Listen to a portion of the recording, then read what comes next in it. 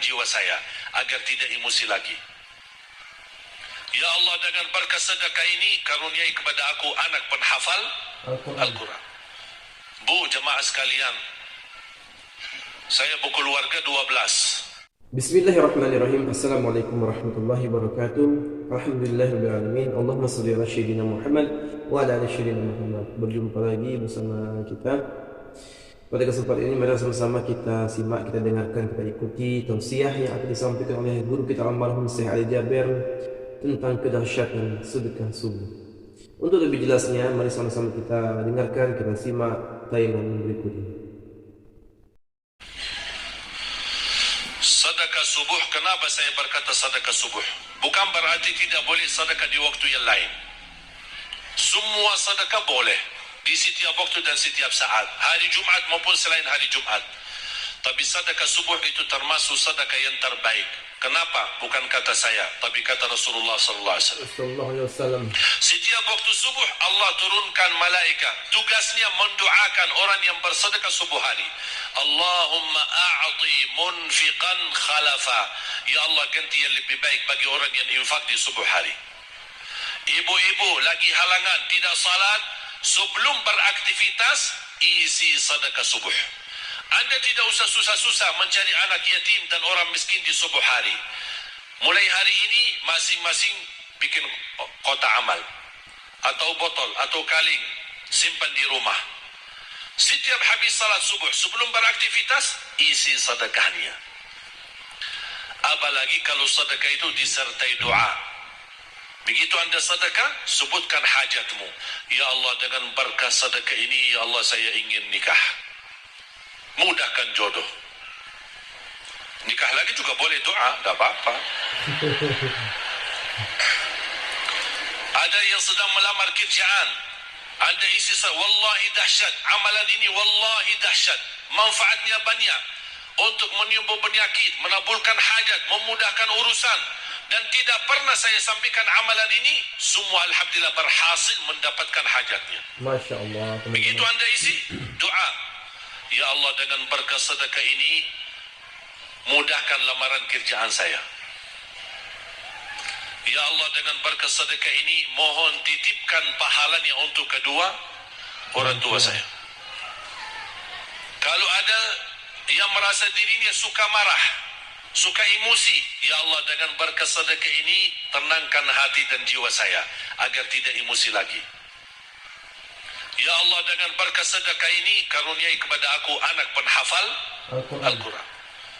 Bu, jemaah sekalian, saya berkeluarga 12 bersaudara, timnas.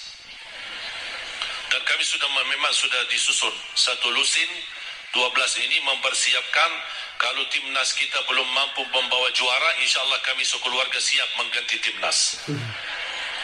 Alhamdulillah, dari saudara saya 12 ini 10 penghafal Al-Quran. Masya Allah.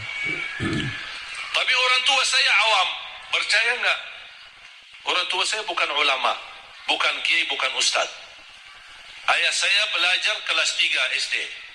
Ibu saya tidak pernah masuk sekolah sama sekali. Sampai usia 40 tahun masih buta huruf, tidak bisa baca Quran. Tapi Allah berikan karunia keturunan penghafal Al-Quran.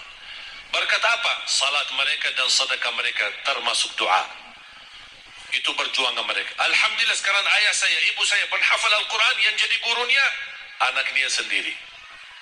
Sekarang di Indonesia saya bawa 5 adik saya dan ditugaskan menjadi imam tarawih. Saya bawa mereka pindah dari Arab kemari. Ada 5. Yang perempuan sudah dinikahkan sama orang Indonesia, orang Jakarta. Dan saya dorong adik saya yang perempuan untuk menghafalkan suaminya biar jadi penghafal Quran. Yang 4 laki-laki, ada yang 2 bawa istrinya masing-masing dari Arab, yang 2 lagi saya nikahkan di Indonesia sama orang Indonesia. Ada 1 sama orang Sunda, 1 sama orang Lombok. Jangan khawatir Bu, masih ada lagi. Bahkan saya dorong adik-adik saya semua wajib nikah 4. Masing-masing 4 istri. Kenapa? Supaya banyak keturunan. Kalau bisa setiap satu istri 12, satu lusin. Masya Allah, luar biasa. Mengapa? Karena kita punya perjuangan yang masih panjang. cita-cita saya mencetak 1 juta penghafal Al-Quran di Indonesia. Ketika saya datangkan adik saya tugaskan sama mereka dan tegas, kalau kalian datang hanya mau berhiburan, pulang. Kalian di sini untuk bersama-sama memperjuangkan untuk mencetak 1 juta penghafal Al-Quran. Dan alhamdulillah program ini sudah jalan. Dan kita terus memperjuangkan. Dan saya harap semua jemaah insya-Allah berkenan terlibat dalam program ini. Cita-cita saya, semua masjid se-Indonesia insya-Allah diimami imam penghafal Al-Quran 30 juz. Bahkan lebih hebat lagi cita-cita saya. Insya-Allah saya yakin akan terjadi. InsyaAllah di demikian hari, di waktu yang Allah insyaAllah tentukan, insyaAllah Presiden kita penghafal Al-Quran. Coba, ya Allah, rasanya enak. Langsung diumumkan di Masjid Istiqlal, khatib dan imam salat Idul Fitri, penghafal Al-Quran 30 juz, Presiden Republik Indonesia. Oh, mantap. Imam salat Idul Adha, Presiden kita. Salat Jumat, khatib dan imam, Presiden kita. Tidak perlu ganti imam. Udah tidak perlu ganti imam, subhanallah, luar biasa. Coba, saya kagumi ketika membaca dan melihat YouTube-nya Presiden Erdogan, Turki. Walaupun beliau bukan penghafal Al-Quran, tapi murattal bacaannya beliau, Masya Allah. Mana ada sekarang Presiden di dunia Islam sebagaimana bacaannya yang benar. Ini sudah saatnya, tapi bukan sekarang ya, nanti maksud saya sabar dulu. Nanti jadi kacau nanti semua. Nah, sabar dulu. Insya-Allah ada waktunya. Insya-Allah. Mulai dari sekarang kita yuk bersama-sama mempersiapkan untuk kalau Anda gagal menjadi penghafal Al-Quran, jangan gagal anakmu, cucumu, generasi yang ini semua. Kita melihat, saya bangga. Kenapa saya semangat untuk mencetak 1 juta penghafal Quran? Itu berkatnya acara Hafiz Indonesia. Nonton kalau acara Hafiz Indonesia? Nangis ya? Habis tisu kan? Tahu nggak salah satu karunia Allah untuk Indonesia? Ada teman saya pun usaha punya TV di Arab. Beliau ingin membuka dan membuat acara Hafiz Indonesia versi Arab, tapi gagal. Kenapa? Karena tidak menemukan jumlah yang banyak penghafal Al-Quran di bawah usia 10 tahun. Hanya Indonesia saja.